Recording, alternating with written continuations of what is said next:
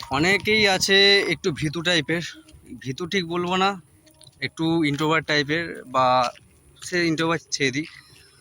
অনেকেই আছে সিচুয়েশনগুলো থেকে জিততে চায়, তো সেটা কিভাবে হবে? How to how to win every situation, প্রশ্ন হচ্ছে এটাই। যে কোনো সমস্যা থেকে সমাধান পেতে হলে তখন কি করণীয়? তাহলে আমি একটা কথা বলি, ছোট ছোট যে সমস্যা আছে আপনার জীবনে, সেইগুলোকে সলভ করার চেষ্টা করুন। যত আপনি জীবনে ছোট ছোট সমস্যাগুলোকে ওভারকাম করবেন, ছোট ছোট প্রবলেমগুলোকে ফেস করবেন, যত আপনি সমাধান বার করবেন, তত আপনার মধ্যে কনফিডেন্স বিল্ড আপ হবে, তত আপনি তৈরি হবেন। ফিউচারে যখন কোনো বড় সমস্যা আসবে তার জন্য আপনি রেডি হবেন।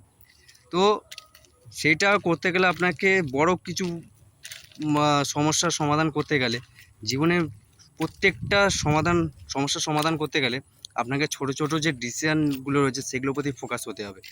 ছোট ছোট সমস্যা রয়েছে, সে ছোট সমস্যা নিজেকে সলভ করতে হবে। অন্যের ওপর ডিপেন্ডেন্সিটা একটু কম হন, তাহলে জীবনে অনেক দূর এগোতে পারবেন। ওকে, তো আই হোপ ইউ আন্ডারস্ট্যান্ড।